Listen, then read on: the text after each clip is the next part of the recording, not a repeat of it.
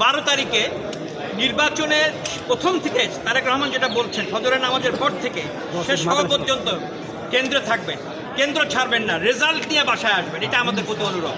এবং কেউ কোনো কারচুপি, বিশেষ করে যারা মহিলা ভোট দিবেন তাদের জানি চেহারা শনাক্ত করে ভোট দেওয়া হয়, এটা আইনগত সিদ্ধ এবং আমরা রিয়েল ফলাফলকেই মেনে নেব। এখন আমি অনুরোধ করছি কামাল ভাই কিছু বলার। বিসমিল্লাহির রহমানির রহিম। আমার নাম ATM কামাল। আমি নারায়ণগঞ্জ মহানগর বিএনপির সাধারণ সম্পাদক ছিলাম। আমি 2022 পর্যন্ত আমি কন্টিনিউয়াসলি নারায়ণগঞ্জের আন্দোলন সংগ্রামের মাঠে ছিলাম। অসংখ্যবার গ্রেফতার হয়েছি, অসংখ্যবার কারাগারে গিয়েছি, অসংখ্যবার নির্যাতিত হয়েছি, যেগুলি আপনাদের চ্যানেলে নিশ্চয়ই আপনারা দেখেছেন।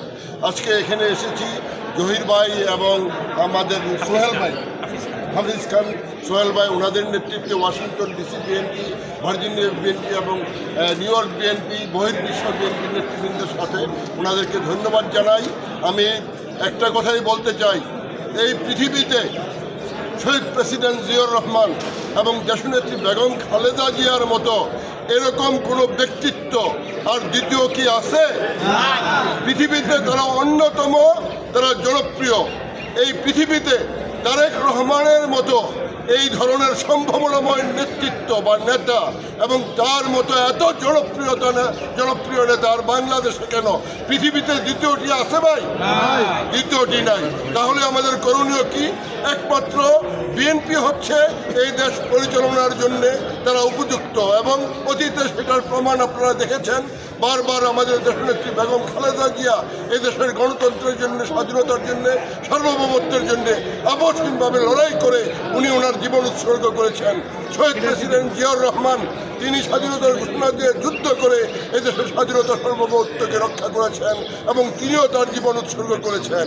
আরাফাত রহমান কোকো তিনিও আপনার নির্যাতনের কারণে নিহত হয়েছেন বা তিনিও মৃত্যুবরণ করেছেন। তো জিয়া পরিবারের মতো আর কোনো দ্বিতীয় পরিবার এই পৃথিবীতে নাই। সে কারণে আমি মনে করি আপনারা সকলেই বা আমরা সকলেই ধানের শীষে ভোট দিয়ে এই পরিবারের ঋণ আমরা শোধ করবো ইনশাল্লাহ, এবং ধানের শীষে ভোট দিয়ে সর্বাধিক ভোটে, সর্বোচ্চ ভোটে পৃথিবীতে বা এই বাংলাদেশে একটা ইতিহাস সৃষ্টি করব এবং সংখ্যাগরিষ্ঠতা নিয়ে আগামী নির্বাচনে আমাদের দল বিজয়ী হবে এবং তারেক রহমান তিনি প্রধানমন্ত্রী হবেন সেই প্রত্যাশা ব্যক্ত করে আমি আমার বক্তব্য শেষ করছি। ধন্যবাদ আবারও বহির্বিশ্বের এই নেতৃবৃন্দকে, ধন্যবাদ হাফিজ খান এবং জহির ভাইকে এবং জিকু ভাইকে, সকলকে ধন্যবাদ জানাচ্ছি। আসসালামু আলাইকুম।